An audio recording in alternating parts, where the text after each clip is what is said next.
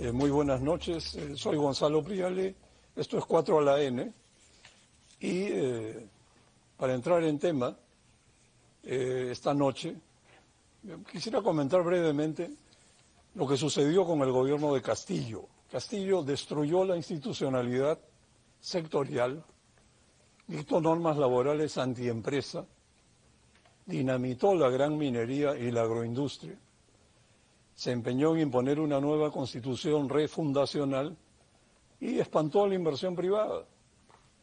Al perderse la confianza de los inversionistas y de los consumidores, en el primer semestre del 2023 la inversión privada se contrajo alrededor de 10% en promedio y la inversión pública además cayó 11% en julio respecto a julio del 2022.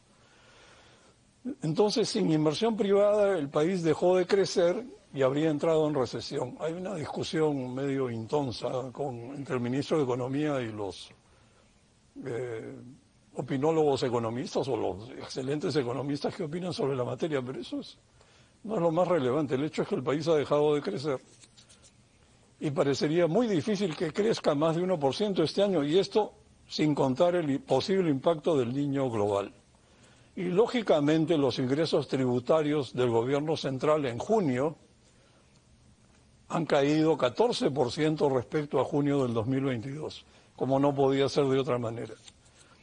Ahora, la realidad también es que gracias a la resiliencia de las fortalezas macroeconómicas y al BCR y a la parte buena del MEF, estamos resistiendo. Pero más allá de la coyuntura, hoy quisiera conversar con ustedes cómo podría enrumbarse al país para recuperar la gobernabilidad y el crecimiento y qué rol pueden jugar los grandes gremios. Están aquí en la mesa con nosotros Rosa Bueno, presidenta de la Cámara de Comercio de Lima, Alfonso Bustamante, presidente de Confiep, y Jesús Salazar, presidente de la Sociedad Nacional de Industrias. Muy buenas noches a todos y gracias por estar aquí. Empecemos, Alfonso, una pregunta. Muchos piensan que vivimos una estabilidad mediocre, con el país sin rumbo y sin liderazgos. ¿Crees que se puede continuar así por 3 años más?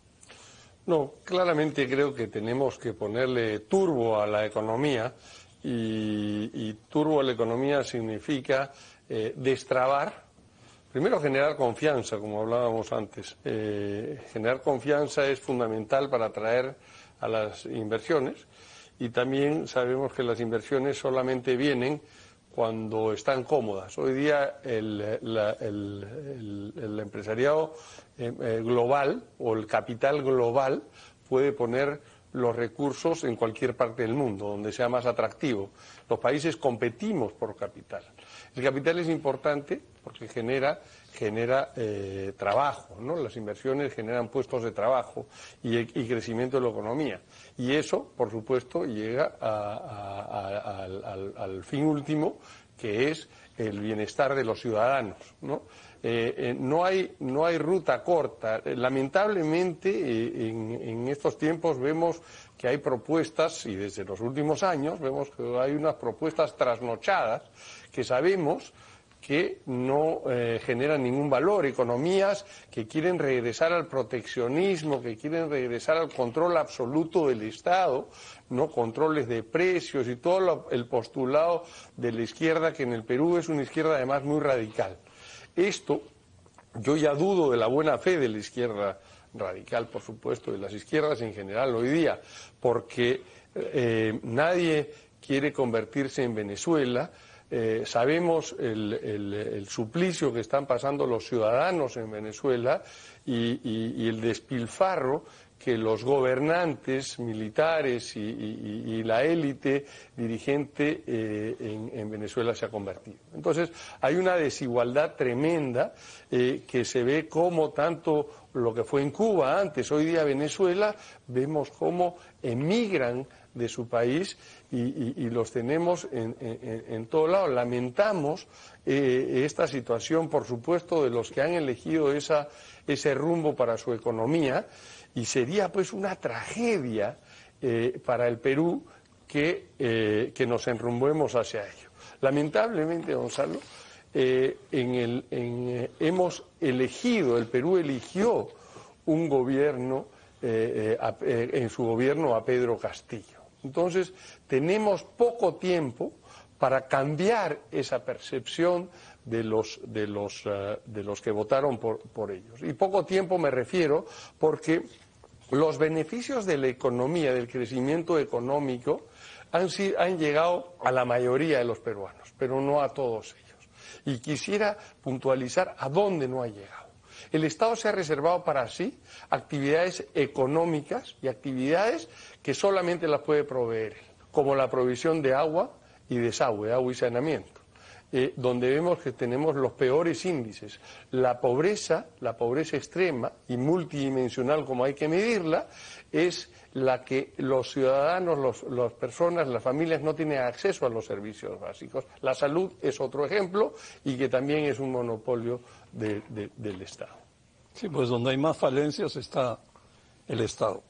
Ahora, quería añadir a esto, evidentemente lo primero es la confianza, ¿no? Pero algunos pensarán en el público que es una especie de capricho de los empresarios. Por eso yo quería preguntarles a ustedes dos, Rosa, ¿qué es la confianza de los inversionistas? A ver, yo creo que como en la conversación que vamos a tener hoy día es cómo nosotros desde los gremios empresariales podemos aportar a enrumbar el país.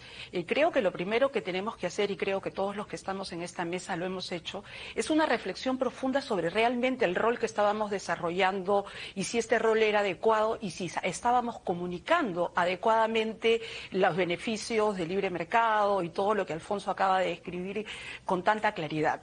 Entonces nosotros ya a partir del 2022 pensamos que un rol empresarial debía entrar a hacer política, no política partidaria, pero presentación de propuestas de políticas públicas, y nosotros elegimos 4 temas fundamentales que me parecen muy importantes para restablecer la confianza y para poder tener un clima de negocios adecuado. El primero de ellos, sin duda, es el fortalecimiento de la democracia. Nosotros hemos sido testigos que hemos estado a punto de perder la democracia, y ya sin democracia hablar del rol del empresariado y la reactivación como que no tiene mucho sentido, ¿no? En noviembre del año pasado nosotros como Cámara presentamos una propuesta de políticas para modificar el capítulo político de la Constitución, buscando ¿qué? Para confianza, exactamente, mejorar la idoneidad y la integridad de los representantes, porque ¿qué confianza puede haber cuando tenemos congresistas o tenemos funcionarios públicos con los bajos niveles de educación, no es educación, discúlpenme, sino de experiencia, por llamarlo de una manera gentil, o con estas grandes acusaciones que tienen, ¿no? Entonces, creo que hay que darle ahí un impulso. También el impulso que queríamos dar era el tema de mejorar la calidad normativa de este país, ¿no? En la carrera política se ha vuelto muy frugal, o sea, estás 5 años y después hagas lo que hagas, te vas a tu casa. Nadie está interesado en hacer propuestas de largo plazo para el Perú. Todos entran a la política a sacar réditos inmediatos, y eso no puede continuar. Y hemos presentado algunas propuestas que no son tan atractivas, como dicen los chicos ahora, no son tan sexys, pero creemos que la reelección en el Congreso es muy importante, y tener sin duda bicameralidad para levantar el nivel. La otra propuesta que estamos trabajando es la propuesta, o que ya terminamos, es el fortalecimiento del libre mercado. Es increíble, nosotros nos preguntamos ¿qué estuvo mal si todos sabemos que este capítulo económico de la Constitución nos llevó a crecer a tasas por encima del 5% los últimos 25 años, ¿no? Antes de la debacle por la que estamos atravesando. Entonces, ¿qué es lo que pensábamos? Que teníamos que empezar a escucharnos. O sea, coincido, y los empresarios siempre vamos a defender el libre mercado porque es la única fórmula que ha demostrado que sirve para generar riqueza. Pero también es importante escuchar. Hicimos un esfuerzo de escucha y analizamos, pese a que sabíamos el resultado, el libro, y encontramos que el problema no era el texto, sino que no habíamos comunicado.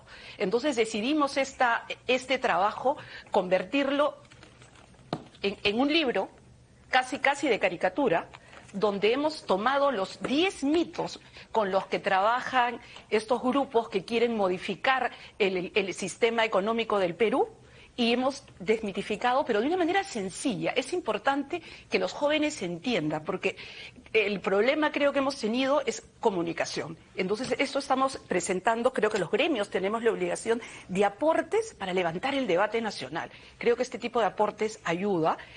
La otra política pública es seguridad ciudadana. Hemos escuchado con gusto que en el mensaje presidencial se han recogido algunas de las propuestas, pero también hay propuestas que no necesitan del gobierno, que somos nosotros los empresarios que tenemos que empezar a trabajar en mejorar, en ayudar, en ver. Nosotros en la Cámara tenemos un programa que es Barrio Seguro, que nos ayuda un poco a justamente esto. Y para terminar, y creo que me voy a ir un minutito, estamos haciendo el cuarto trabajo que creo que es muy importante, es el de formalidad. Nosotros ya en el 2019 presentamos una investigación que hizo Macrocónsul, en el cual presentábamos propuestas para modificar el sistema tributario y el sistema laboral. En el sistema tributario hemos escuchado al ministro decir hace poco que va a simplificar el régimen de las MIPES, eso es una de las propuestas que se hizo, pero pensamos que la formalidad va mucho más allá que los temas tributarios y laborales. Así que estamos haciendo un enfoque más sociológico y esta investigación está a cargo de Carlos Meléndez y próximamente también la daremos a conocer y por ahí va, creo que una forma de enrumbar al país que estamos proponiendo desde la Cámara de Comercio. Y Jesús, ¿qué es lo que motiva la confianza en los industriales? A ver, la confianza es conocimiento. Si uno tiene conocimiento, genera confianza. ¿Y qué pasa en el Perú? No hay conocimiento, no hay predictibilidad. No sabemos a dónde caminamos, no sabemos a dónde vamos. Nadie en el Perú puede enunciar una visión de largo plazo. Nadie en el Perú podrá decirme a dónde estará nuestro país en el año 2050, por ejemplo.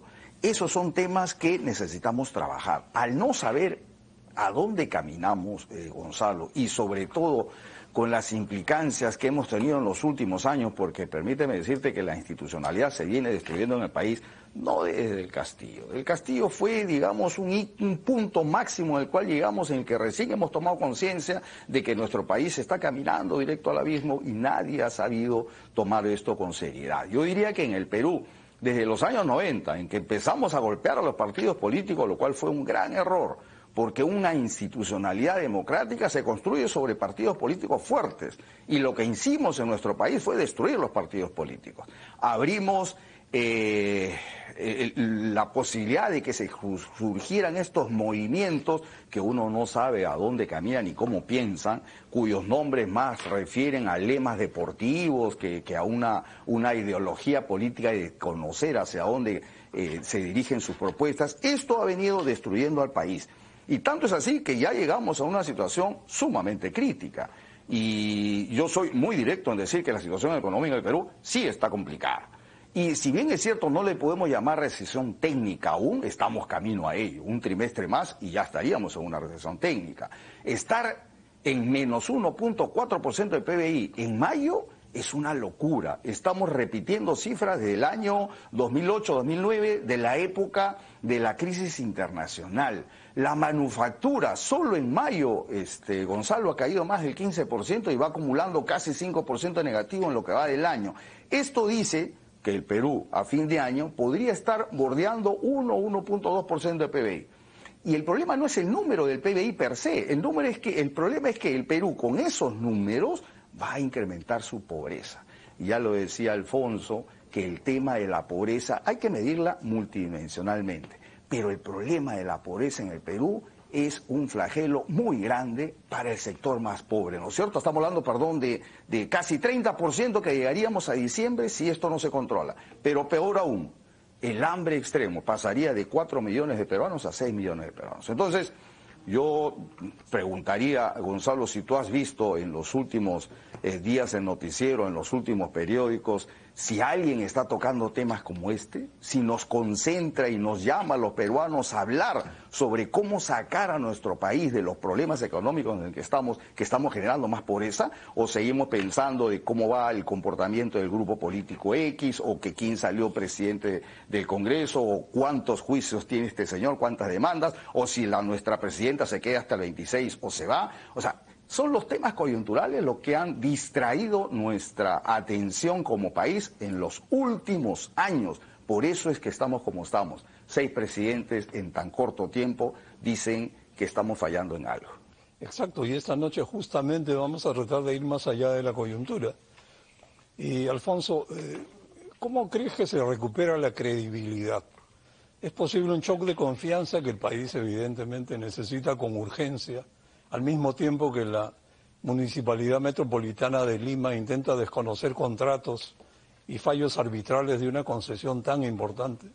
Sí, a ver, la confianza demora en construir muchos años, pero se destruye en pocas acciones. Creo que la acción de la Municipalidad Metropolitana de Lima en este momento está yendo por el camino equivocado, por la destrucción de la confianza. Creo que las intenciones no hay que confundirlas. Todos estamos en contra de la corrupción y todos repudiamos, ¿no?, y queremos ver presos y castigados a los corruptos. Hacerlo con las formas de romper contratos fuera del establecimiento de los mismos, que eran el proceso arbitral. Creo que destruye la confianza y no ayuda. Máximo si es que parte de los actores no estuvieron en el momento de los supuestos actos de corrupción, que creo que deben haberlos habido. Se trata de inversionistas de infraestructura de talla mundial, que supuestamente han hecho una debida diligencia y obtuvieron los permisos de quienes fueron las autoridades del momento. Eso es institucional, ese es el país. Creo que hay que ser consistentes, aunque no nos gusten algunas de las cosas. Por ejemplo, también castigar a Chavimochic porque el constructor o el concedente o el concesionario fue Odebrecht es un error. Estamos castigando a los trujillanos, estamos castigando al Perú y estamos castigando a una actividad económica muy importante. Entonces hay que saber distinguir de castigar a los corruptos, de castigar a las instituciones o peor a las obras, ¿no? El Perú tiene un déficit de infraestructura de alrededor de 100.000 millones de dólares. El Perú tiene, a pesar de tener unos recursos muy importantes hoy día, no le alcanzan para cubrir solamente con obra pública este déficit. Y ese déficit de infraestructura es otra vez mejor calidad de vida para los peruanos. Necesitamos entonces del sector privado para hacerlo. Necesitamos del capital del mundo, que es el capital no necesariamente está en el Perú. Entonces hay fondos de inversiones en el mundo que están dedicados a inversiones en infraestructura. Hay que atraerlos y para eso hay que generar confianza. Y esto no podremos cerrar las brechas si no atraemos a ese capital y si no desarrollamos infraestructura. Efectivamente. Rosa, en el mensaje presidencial se presentó al Estado como el eje de la reactivación y puso mucho énfasis el mensaje en inversiones en infraestructura, muy grandes, medianas y pequeñas, pero en cantidades pocas veces vistas antes. Y como el gobierno parece que desconfiara de la inversión privada, se ha concentrado en acuerdos de gobierno a gobierno, que en el fondo son obras públicas tercerizadas. Y para eso ha creado la Autoridad Nacional de Infraestructura. Bueno, entonces, ¿cómo puede el gobierno inspirar confianza si no confía en el sector privado? Y tampoco confía en sus propias capacidades y recurre a gobierno para muchas inversiones. A ver, no es una pregunta fácil. La verdad, yo empezaría diciendo que el gobierno tiene muy pocas capacidades en este momento. Después del paso destructivo del gobierno de Castillo, los ministerios y todas las entidades que estaban dedicadas a promocionar inversiones, etcétera, muchas han sido realmente arrasadas. Hay un trabajo en estos últimos 8 meses de reconstrucción de estas autoridades, ¿no? Por ejemplo, ya vemos que en Proinversión ya hay una persona que dirige esta importante entidad y que ya está saliendo con los proyectos, cosa que no ocurría, ¿no? Respecto al tema de reconstrucción con cambios, yo particularmente no pienso que el hecho de ir a proyectos gobierno a gobierno sea desconfiar del empresariado local, ¿no? O el empresariado en general, porque uno de los más exitosos proyectos que se puede presentar con esta modalidad del G2G es sin duda los Juegos Panamericanos, ¿no? Se hicieron y se avanzó y ayuda mucho a avanzar con esto. Entonces, en realidad, pienso que sí podría ser una solución importante mientras se hace un análisis y un fortalecimiento de las entidades que son las que trabajan, por ejemplo, en los ministerios, que son las que piden los hospitales, etcétera, para mejorar ese tema, ¿no? Yo creo que no debería ser esto ad infinitum, pero que sí es importante para arrancar y empezar a generar un poco de movimiento. En algún minuto, creo que estuvimos presentes, nos convocó un exministro de la época de Castillo y decía el shock de confianza que venía con la inversión pública, ¿no? Y ellos pensaban, para terminar, que esa inversión pública iba a acarrear la inversión privada. Bueno, vamos a una pausa y volvemos. Bueno, estamos de regreso. Un pequeño comentario, ¿no? Después de lo escuchado, me parece que ha quedado claro que la reactivación y la confianza son una dupla. Una conduce a la otra y viceversa. Y ya que estamos hablando de inversión pública, este es un caso diferente, pero con el asistencialismo de Compunche Perú, no vamos a salir del estancamiento económico, ¿no? Se requiere atraer inversión privada en serio para reactivar la economía, generar empleo y dejar que el mercado haga su trabajo, que es al final del día la solución a los problemas. Jesús, entrando a aspectos específicos, ¿qué se debería hacer con el paquete de normas laborales antiempresa que dictó la dupla Castillo-Betsy Chávez?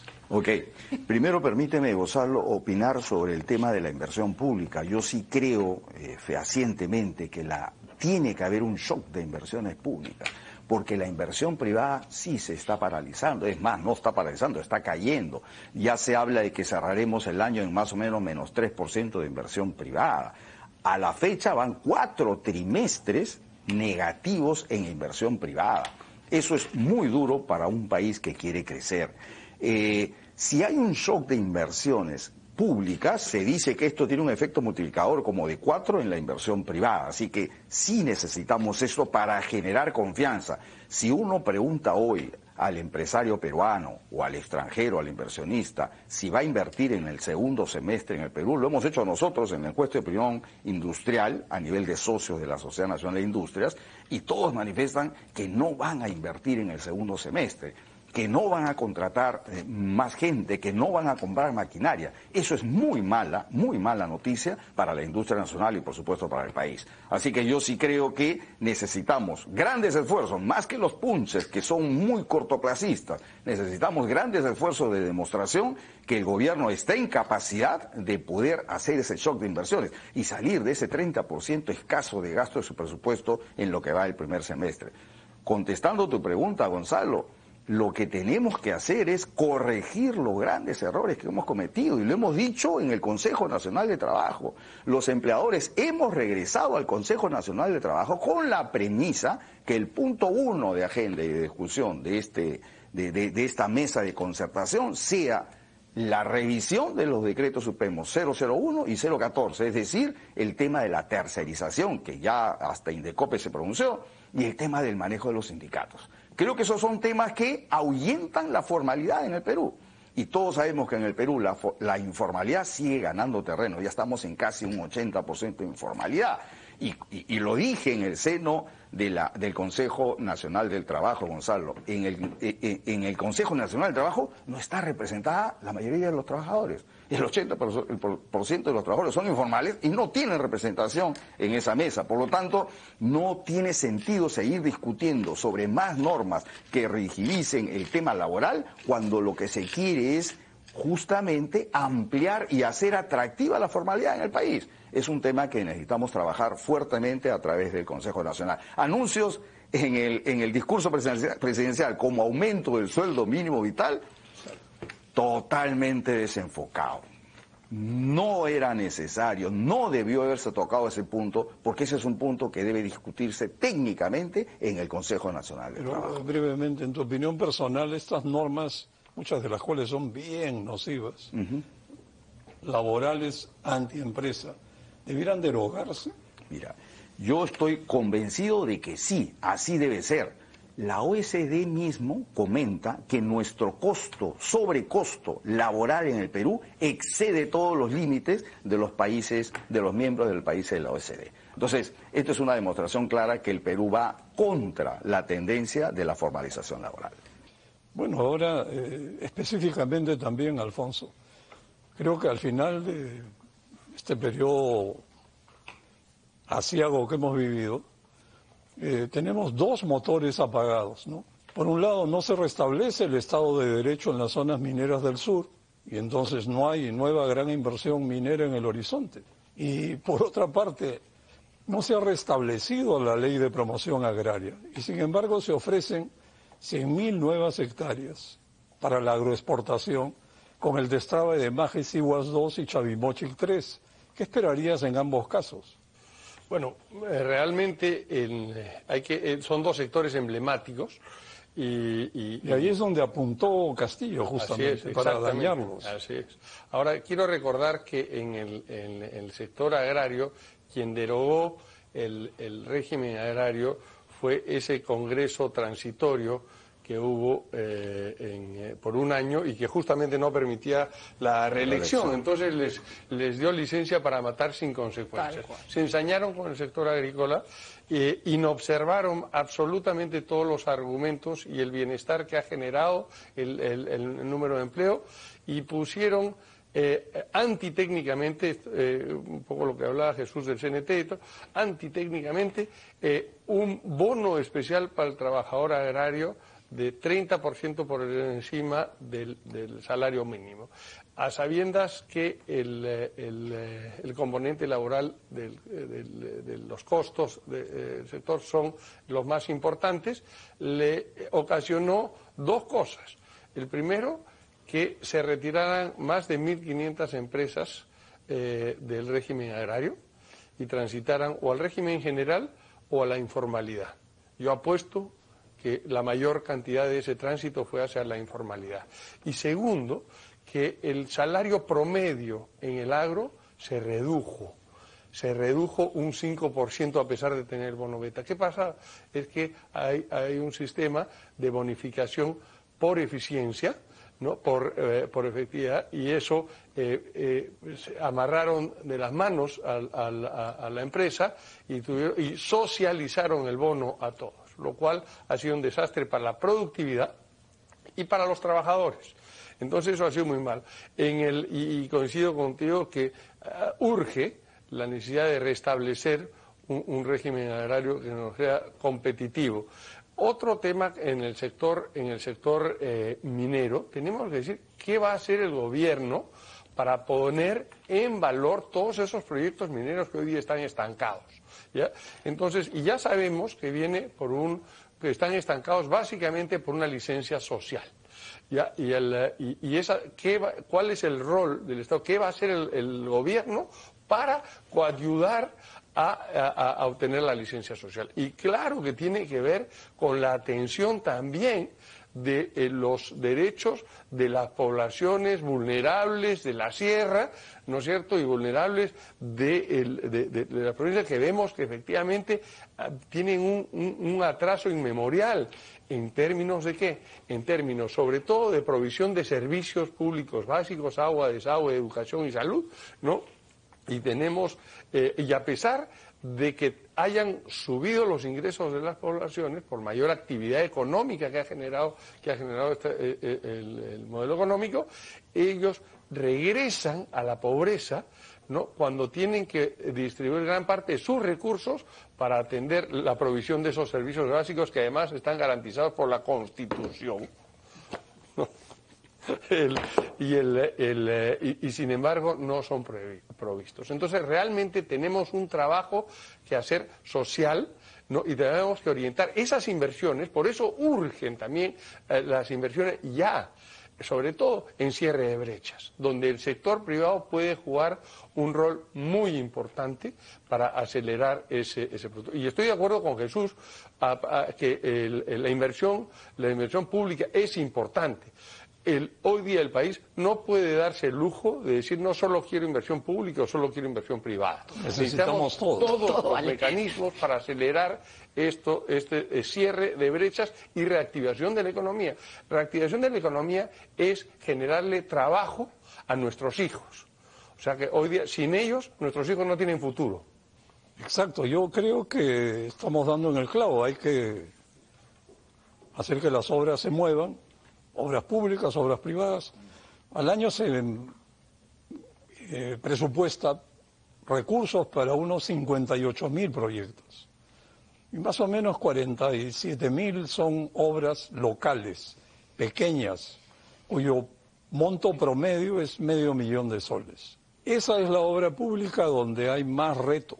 Ahora, Rosa, sincerando un poco el tema, es casi nula la capacidad de gestión del gasto público en obras en los gobiernos regionales y locales que ahora reciben 65% del presupuesto en obras, como acabo de mencionar, para miles de obras locales y, por supuesto, obras regionales que normalmente son medianas o de mayor tamaño.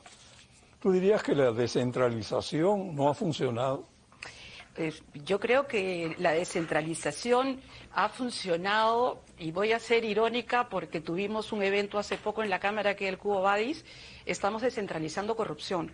Y por eso voy a insistir, aunque caiga pesada, que las autoridades que estamos eligiendo son las que están mal. Por eso es que tenemos que dar una mirada más allá de este tema que es importantísimo y que los gremios lo hemos hecho tradicionalmente y hemos aportado bien, dar esa mirada hacia temas más profundos como es el tema de la elección de nuestras autoridades. Alfonso, y tú hablabas de cómo hacemos caminar los proyectos mineros. Es paradójico. Pero si uno analiza el gasto, la capacidad de gasto de las regiones que tienen canon, es mínima. Entonces, ¿cómo puedes hablar tú con esa población de que esos desarrollos mineros los están beneficiando cuando no los están beneficiando? Entonces, tenemos un problema que es anterior a este tema, que tenemos que agarrarlo, pero así de frente. No lo vamos a solucionar hoy día, pero no lo debemos perder de vista, ¿no? El tema de la licencia social es un tema complejo y es un tema en que las bases del Estado están fallando. La capacidad de gasto es mínima, por eso gerencia, el punche gerente, porque todos son punches ahora en el gobierno, es importantísimo. Y tal vez los gremios de alguna manera podríamos trabajar con las regiones para ayudar a hacer un efectivo gasto público y que esa plata se gaste. Esa plata que se genera con esta constitución económica no se gasta mal.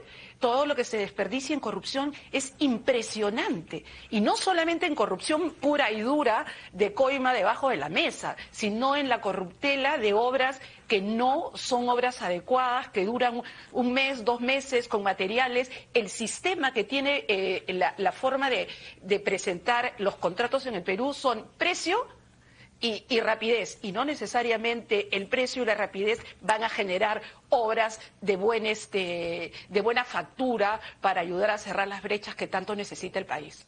Claro, lo que pasa es que hay tantas obras pequeñas que una vez que se declara en emergencia una zona, una región, como suele ocurrir últimamente, como si ese fuera el método para gobernar, declarar en emergencia lo que se mueve, bueno, eso conduce a obras que se ejecutan por administración directa de los alcaldes. Los alcaldes se vuelven ingenieros y reparten propina en la población y hacen como que construyen una obra que nunca va a haber resultados.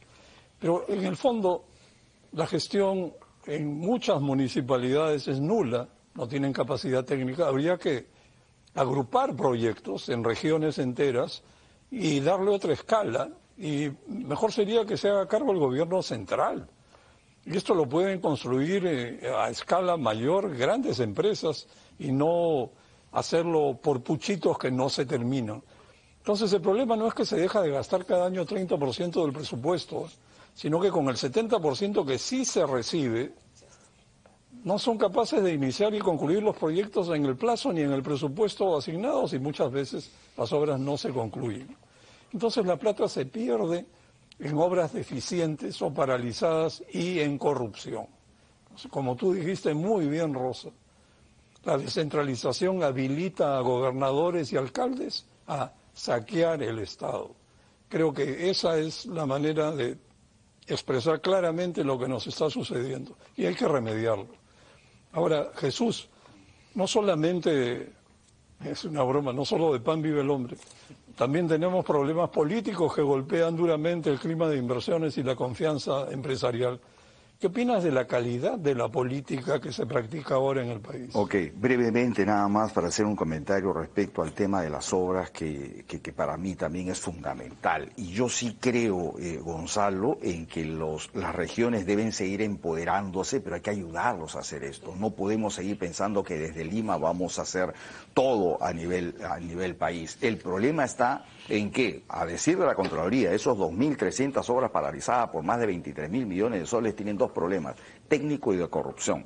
El de corrupción es de toda nuestra sociedad, que hay que empezar a trabajar, y ahorita que vamos a hablar de política vamos a hablar de eso seguro.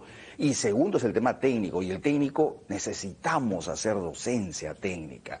Hace un ratito hablaban de los programas de gobierno a gobierno, por ejemplo. Yo soy uno de los que piensan que ese tipo de programas no deberían existir. Yo no creo que es lo más correcto para nuestro país. Yo sí creo que los técnicos peruanos estamos preparados para hacer nuestras propias obras, por el amor de Dios. La carretera central, décadas retrasadas, ¿acaso no tenemos profesionales capacitados para poder hacer una obra de este tipo, que tenemos que recurrir a gobiernos que nos ayuden a hacer nuestras propias obras? Yo creo que eso es, la verdad, por decir de menos, una falta de respeto a los grandes ingenieros que tiene nuestro país. Bueno, si tú me hablas de política... la calidad de la política. Yo diría, hace poco tuve un conversatorio con un grupo de capitalismo consciente, que justo estábamos hablando del tema de la política y se hablaba de qué opinas de la... como que de la destrucción de la política en el Perú. Yo contesté que la política no hay que satanizarla. Yo sí creo que la política es una de las herramientas más nobles que existen para conducir a un país a su desarrollo y ayudarnos a visionar como país. Lamentablemente los políticos en el Perú que hemos tenido no nos han ayudado a eso. ¿Qué ha pasado en el Perú? Lo dije al inicio en mi primera intervención. Hemos destruido la institucionalidad partidaria, política partidaria, que eso como consecuencia ha traído que nuestra política actual tenga graves dolencias. ¿Qué hacer ante eso? ¿Cómo reconstruir la política? Yo diría que necesitamos empezar, Gonzalo, por ponernos de acuerdo los peruanos sobre qué tipo de país queremos, sobre qué país queremos. Y aquí hay un rol fundamental del empresario. Yo creo que el empresario va a aportar muchísimo en los próximos años en lo que significa la política peruana, porque los empresarios hasta hace un tiempo pensábamos que nuestro rol terminaba pagando los impuestos y punto, y que el Estado se encargue de dirigir y conducir al país con las políticas públicas que ellos consideren, para eso son políticos. Hoy nos hemos dado cuenta que no es así, que los empresarios deberíamos estar en el día a día de la actividad nacional y opinar sobre política, y así como aportamos nuestros impuestos, tenemos que estar detrás del Estado para saber cómo los gasta y hacia dónde nos conducen como país. Yo tengo mucha confianza cada vez que recurro a las regiones, ya van más de 18 regiones que estoy visitando, Gonzalo, y veo una clase empresarial pujante que está comprometida con la visión de su región. Y eso yo lo traslado al Perú y veo que el empresario es un sector, el empresariado es un sector que nos va a dar muy grandes satisfacciones en el mediano y quizá en el corto plazo, ¿no? Exacto. En el próximo segmento veremos cómo puede el empresariado aportar en esta, ¿cómo llamarla?, nueva hoja de ruta que necesita el país.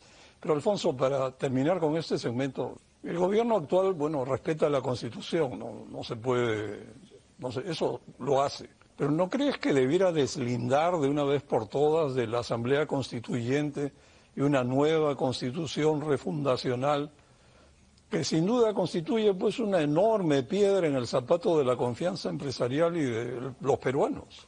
Sí, creo que no solamente es eso es una función del gobierno central, sino es una función de todos nosotros, y felizmente hemos visto la temperatura sobre este tema ya descender, ya no está en la agenda. Creo que Jesús dijo en su primer momento, oye, tenemos que ocuparnos en lo que verdaderamente le importa a la gente. No, si le importa la política, yo creo que estamos hartos de la política. Estamos hartos de la política como se ha venido manejando.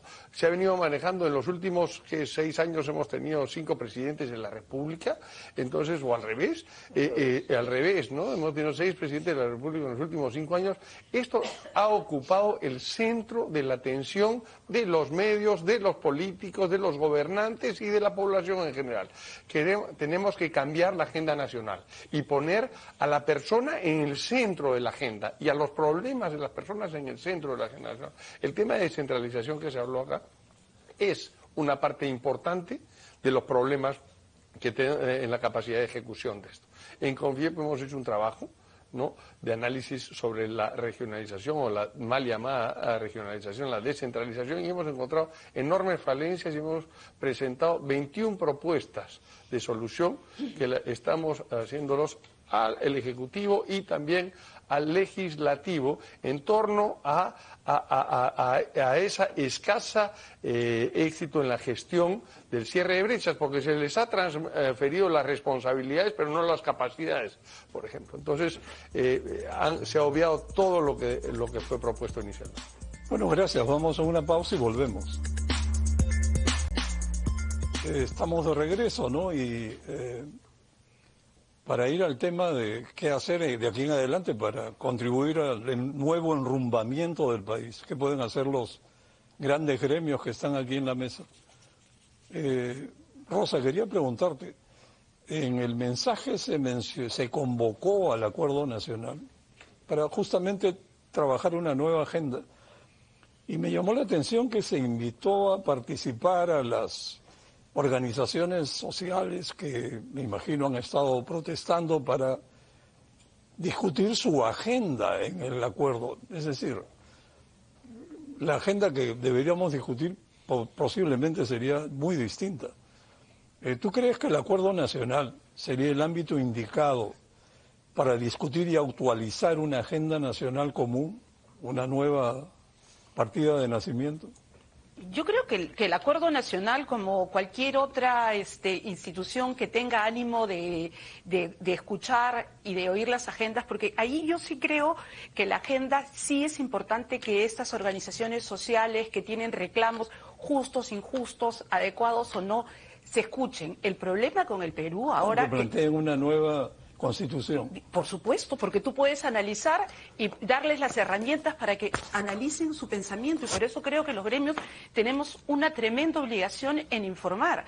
Si quieren plantear una nueva Constitución, están en su derecho. Lo que nosotros tenemos que hacer es demostrar que están equivocados y que eso no es correcto, pero lo que no podemos, creo yo, porque vamos a mantener un país dividido, y un país dividido es un país perdido. Siento que lo que nosotros tenemos es que escuchar y discutir y cambiar nuestra forma de comunicación más sencilla. Y la verdad es que el Acuerdo Nacional o cualquier otra instancia tiene que escuchar. Tenemos que escucharnos y respetarnos entre peruanos para poder empezar a retomar estas políticas públicas y todo lo que viene después. Si no hacemos ese trabajo de sanar al país, yo creo que los esfuerzos que hagamos después no van a ser los suficientes. Alfonso, ¿qué ingredientes crees que podría tener un pacto económico, político y social para enrumbar al país, salir del atolladero en el que nos han metido los políticos?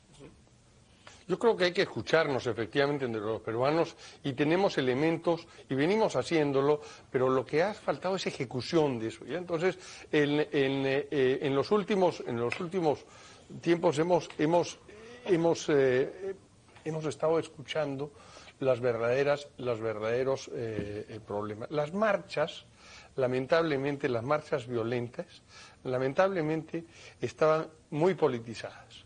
¿Ya? No planteaban los problemas de la sociedad, sino más bien políticos, ¿no? Y una agenda manejada por pocos líderes que eran asusadores. Realmente nos fuimos a hablar a las regiones, nos fuimos a hablar sectorialmente y realmente encontramos que hay problemas que subsisten, ¿no? Y que son muy duros. ¿Cómo hacemos para que los beneficios del crecimiento económico le alcance a todos los peruanos? Esa es la agenda pendiente que tenemos. Entonces, esa es la agenda que hay que trabajar y hay que operar furiosamente en eso, en cerrar las brechas. Tenemos los recursos para cerrar brechas. Es imperdonable que no lo hagamos. El tema de salud. Hemos hecho una propuesta o acompañamos una propuesta para la parte formal, por lo menos, que es, como decía Jesús hace poco, la minoría de los trabajadores en el Perú. Pero es la parte donde los empleadores aportamos en beneficio de nuestros trabajadores un seguro y sus familias un seguro integral de salud y que no reciben ese servicio. Esa es una agenda real. ¿Cómo hacemos que salud pueda hacer un delivery correcto de lo que tiene que hacer? Entonces, comencemos por la gobernanza. Ya hay un proyecto de ley en el Congreso en torno a la gobernanza de salud. Institución que es de los trabajadores y de los empleadores del Perú. Entonces, ese directorio, compuesto por 9 miembros, trabajadores, empleadores y el Estado, tiene que funcionar objetivamente y no debe ser una dependencia del Ministerio de Trabajo. Tiene que hacer responsable de sus actos al directorio y trabajar empoderando a las gerencias y trabajando en beneficio del asegurado. Es cierto, pero al final del día el gran problema es la gestión. Lograr el resultado con la obra física que brinde el nivel de servicio exigible. Esa es la realidad tangible que tenemos que producir. Esto no termina en contratar bien y firmar el contrato y después sabe Dios qué pasa, y como yo asigné el presupuesto, vigilé que se firme el contrato, terminé mi misión. Si después esto falla, pues vayan a hablar a la otra, el gran bonetón. Y así no funciona un país. Y tenemos el caso de salud, el gran éxito de los hospitales Bata Blanca, Barton y Caeli. No se reproduce, lo hemos visto, vemos cómo funciona, ahí está la solución y el costo fue bastante bajo. Los hospitales costaron 150 millones de soles cada uno, nada más. Y bueno, ¿por qué no se replica? Un enigma. Jesús, ¿qué reformas de mediano y largo plazo crees que se necesitan? Me hace esta pregunta al final corta, no sé cómo voy a responderlo. Tu lista corta. Ok, yo diría... Tipo Twitter. Ok, yo diría lo siguiente. El Perú tiene que encontrar una ruta de desarrollo de largo plazo, que no la tenemos. Nuevamente, yo insisto, cada vez que tengo un foro y puedo decirlo, lo digo. Ojalá los peruanos nos sentemos y decidamos cuál va a ser nuestro futuro, porque los países que llegaron al primer mundo lo hicieron primero tomando la decisión de crecer, tomar la decisión de desarrollarse. Y en nuestro caso particular, el Perú tiene grandes ventajas comparativas que se esmera en vivir a espaldas de sus ventajas comparativas. Una de ellas, solamente doy un gran ejemplo de lo que se hizo con la ley de apoyo y motivación para las inversiones en la agricultura. Cuando esto se dio en los años 2000, el Perú solo exportaba 400 millones, menos, 370 millones de dólares. Y hemos llegado al 23, gracias a este esfuerzo de haber concertado una buena ley que promocionó la agroindustria, a más de 8.500 millones de dólares. ¿Eso cómo se llamó? Visionar una ruta de crecimiento y decidir una ruta de crecimiento. Una ventaja comparativa que tiene el Perú por su clima, por su geografía, es la agricultura. Lo supo explotar y nos fuimos adelante. Yo me pregunto, Gonzalo, ¿por qué no hacemos exactamente lo mismo con textiles? ¿Por qué no hacemos exactamente lo mismo con la industria naval? ¿Por qué no hacemos lo mismo con metalmecánica? ¿Por qué no hacemos lo mismo? En fin, hay muchos sectores de nuestra economía, por la situación en la que se encuentra nuestro país, que podría ser un gran impulsor de esa economía.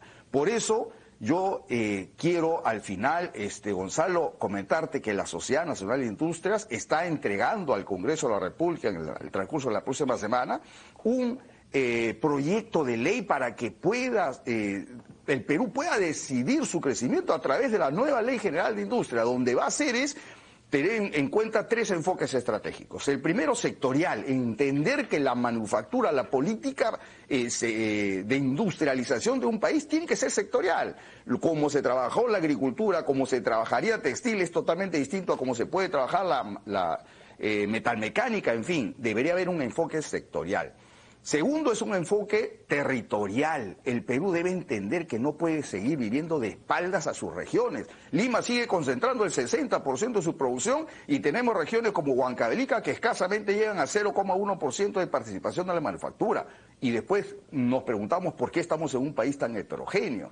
Y tercero, un enfoque de sostenibilidad.